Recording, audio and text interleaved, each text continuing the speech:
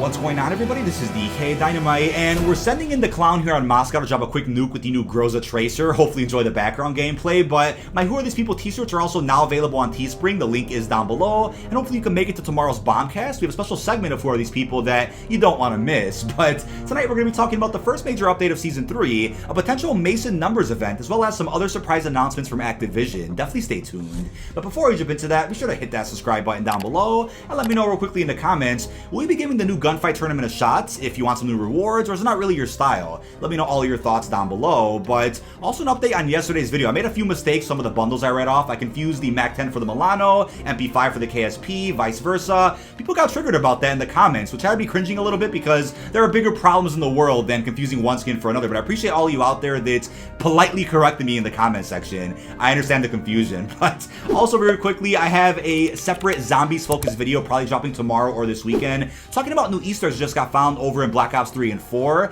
I'm sure you guys heard the news that somebody came up with a program to crack all the unsolved quests in Black Ops 4, and it started today with the mystery guitar Easter egg that has been unsolved for about 930 days. We finally know what that was all about, and we'll be talking more about that in a separate video since I have quite a bit to say about all of that. But earlier today we have the new Night Operator bundle which released in Black Ops Cold War for a whooping 2,400 COD points. The skin itself is badass, as you can see in the beautiful thumbnail of tonight's video. Shout out to Fajardi for that one. And we have two other skins in this pack, one for the XM4, one for I think that's the M60. Politely correct me if that's not the case. We have the Choke Point Reticle, the Bird of Prey finishing move, the Lang Skip Charm, Lang Skip, can't speak, the Storming Raider emblem, and the Raid Leader calling card. So on top of that, we do know that Knight is a Perseus agent. I made a mistake before saying that Anatov also was a Perseus agent, but he's not. That'll be releasing probably during the mid-season update, that pack that is, because we know Treyarch usually doesn't blow their load with new operators right towards the start of the season. They usually save 2 or 3 of them for the mid-season update, but because they're dropping all of them so soon, maybe we're gonna end up seeing a separate and bonus roadmap for Season 3 Reloaded, which does have plenty of other surprise operators, potentially Mason or Hudson.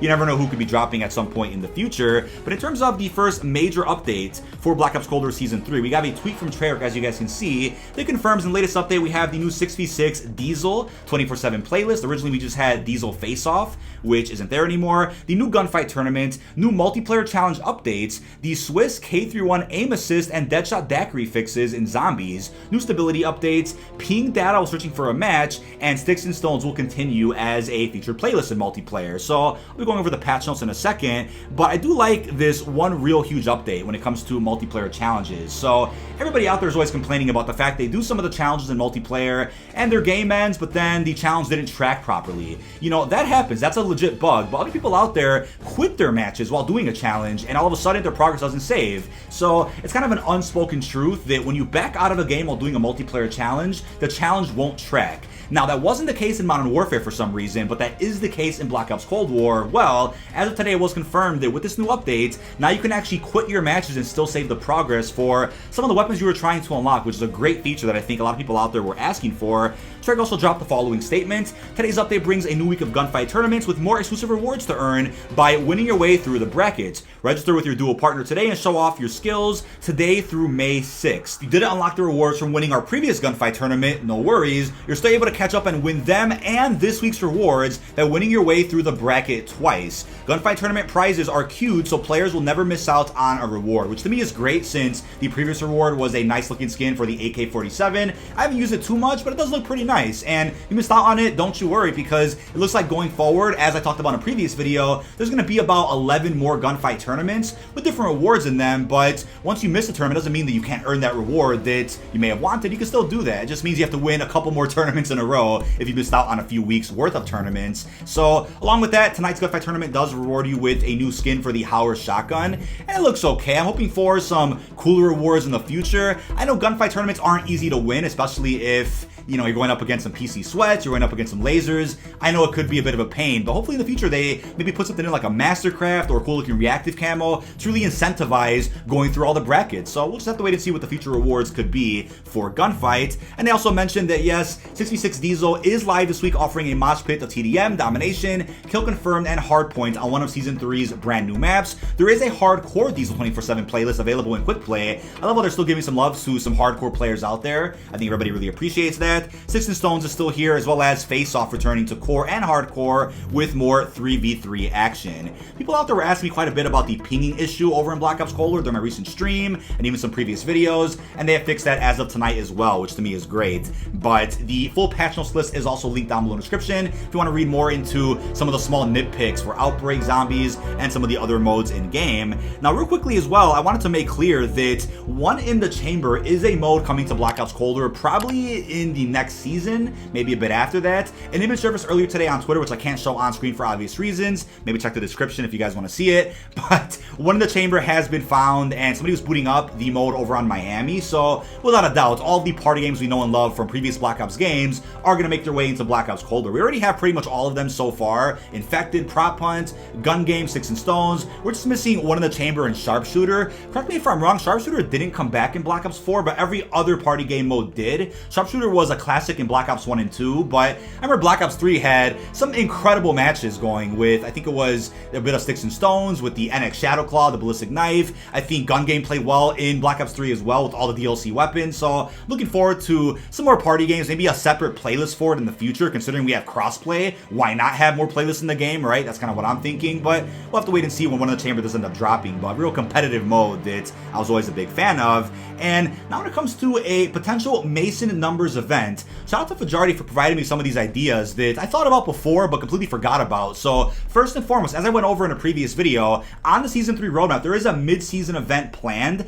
and it looks like it's going to be Warzone related. I mean, you never know, maybe it's not, but there is shattered glass in the image. As I speculated before, maybe Woods and his crew shatter through the glass at the top of the hospital, and they go and find Aller behind the red door, and by then Aller should be brainwashed already with the MK Ultra experiment that Dragovich did on Mason during Black Ops 1. Stitch confirmed in the intro cinematic that he's going to finish what Dragovich started, except not just with one sleeper agent, but with many, for the future of Russia. So with that being said, it's worth remembering that the experiment did work on Mason, however, Reznov fucked it up. So because Reznov was involved with Mason so heavily over at Vorkuta, Mason was able to essentially snap out of the MK Ultra experiment a little bit to kind of come back to reality with some discussions thanks to Hudson and Weaver. We all know how Black Ops 1 went down, but because nobody's interfering with Aller's brainwashing, I'm curious if Aller's going to be too far gone to return to normalcy. Maybe he's going to be too far gone to where we have to kill him. That could explain his whereabouts in Black Ops 2. You never know how that's going to work out, but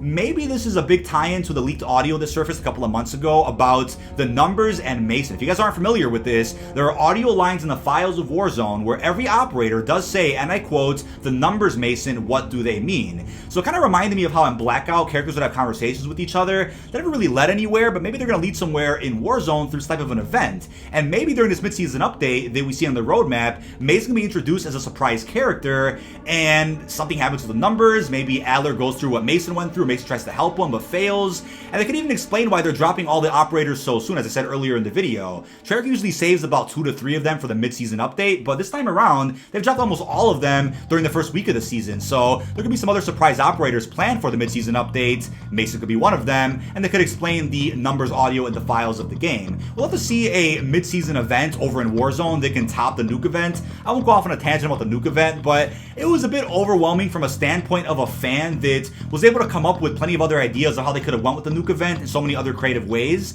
So maybe this numbers event could lead to something real special, and I'm looking forward to 3 more seasons of storyline that could lead to Aller's death. But so far, Stitch has been a phenomenal villain over in Black Ops Cold War. I'm looking forward to an Avengers-like team-up with Stitch, Naga, Wraith, and some other of the villains that have been introduced. We could have an evil Avengers type of roster going on here with a future Black Ops Cold War season, but let's see what happens with that. Now, we also have some new artwork for Warzone, which has surfaced earlier today, as confirmed by Charlie Intel, but that's not all. I wanted to go over this new interesting information about Activision, since many of you guys are probably wondering about this, and it was confirmed the Activision CEO, Bobby Kotick, probably said his name wrong, has agreed to cut his salary at 50% for 2021 and reduce his annual bonus by 50%. He's no longer taking his incentive bonus, which is worth $200 million. So that's not to say Activision can't afford it. Obviously they can. Right now they're at a peak. For those out there saying Call of Duty's dead, it's at, an all-time low. They're seeing numbers they've never seen in years with the combined success of Warzone, Black Ops Cold War, Modern Warfare. that's the way that's going. But the reason I wanted to bring this up is because, as you guys may have heard recently as well, the offices of Treyarch and Activision are no longer in California. They might have relocated, and I'm just unaware right now, but they relocated from the offices they were usually at for over a decade, I think. And why this is important to me is because I think the pandemic has really changed the way Activision looks at how to handle the business. And you know what? I could just be ignorant. Maybe I don't know what I'm talking about with this, but from my understanding here, Treyarch did most of the work on Black Ops Cold War from home. They didn't have to use the resources at their offices, which probably cost millions to keep open.